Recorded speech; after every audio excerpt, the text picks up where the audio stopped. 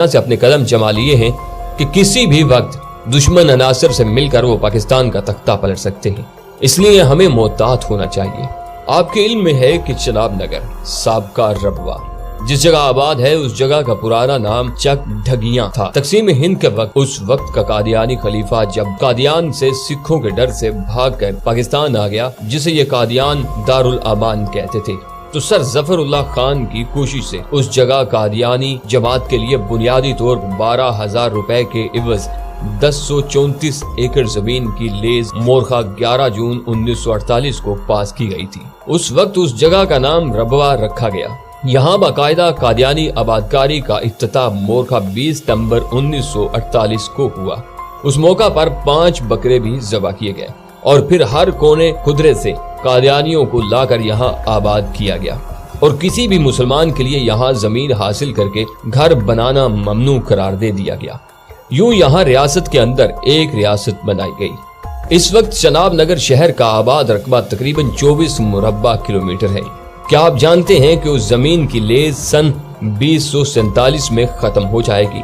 जी हाँ, कादियानियों के नाम दी गई लीज 99 साल के लिए थी और कादियानी जानते हैं कि मुसलमानान पाकिस्तान इस लीज की तजदीद कभी नहीं होने देंगे।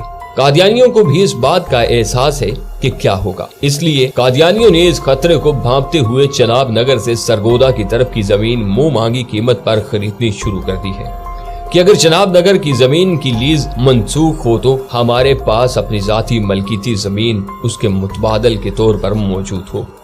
इस मकसद के लिए सबसे पहले चनाब नगर के साथ अहमद नगर नाम की एक बस्ती भी पहले ही बसाई जा चुकी है, जहां मिर्जा मसरूर का फार्म हाउस भी है और इतलात के मुताबिक वहां से आगे भी 4-5 गुना ज्यादा कीमत पर धड़ाधड़ जमीनें खरीदी जा रही हैं और हमारे नाम के मुसलमान पैसों के लालच में कादियानियों को अपनी जमीनें फरोख्त कर रहे हैं, बिल्कुल ऐसे जैसे फलस्तीन में यहूदियों ने मुंह मांगे दाम देकर मकामी मुसलमानों से जमीनें खरीदी और अब वहां इसराइल कायम है।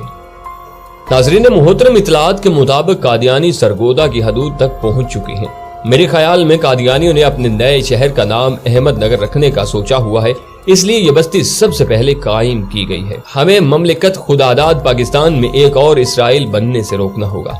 उसके लिए लोगों को बताना होगा कि थोड़े से दुनियावी फायदे के लिए अपनी आखिरत को बर्बाद न करें, अपनी जमीनें इन्हें न बेचें। इसराइल की मिसाल आपके सामने है कि छोटा सा हजम रखने वाला मुल्क कितना ताकतवर हो चुका है। यहूदी फलस्तीन के छोटे से रकबे पर कदम जमाने के बाद आज फलस्तीन के बड़े हिस्से पर काबिज हो चुके हैं और जब चाहते हैं वहां के बकिया मुसलमानों को बमबारी से मार रहे हैं। फलस्तीनियों की नस्ल कशी के पीछे उनका मकसद ये है कि वहां के तमाम मुसलमान खत्म हो जाएं और सारी जमीन यहूदियों को मिल जाए। नाज़रीन मोहतरम, मेरे ख्याल में यही फार्मूला पाकिस्तान के लिए अपनाया गया है। कादियानियों को पाकिस्तान में जमीन खरीदने के लिए पाकिस्तान मुखालिफ ममालिक भारी मुआवजा दे रहे हैं, क्योंकि पाकिस्तान को सरहदों पर अटैक करके नहीं तोड़ा जा सकता। लिहाजा मुसलमानों की तारीख देखते हुए इन्हें अंदर से तोड़ने का फार्मूला अपनाया जाता है, क्योंकि मुसलमानों को जब भी शिकस्त हुई तो इनके अंदर छुपे गद्दारों की वजह से हुई।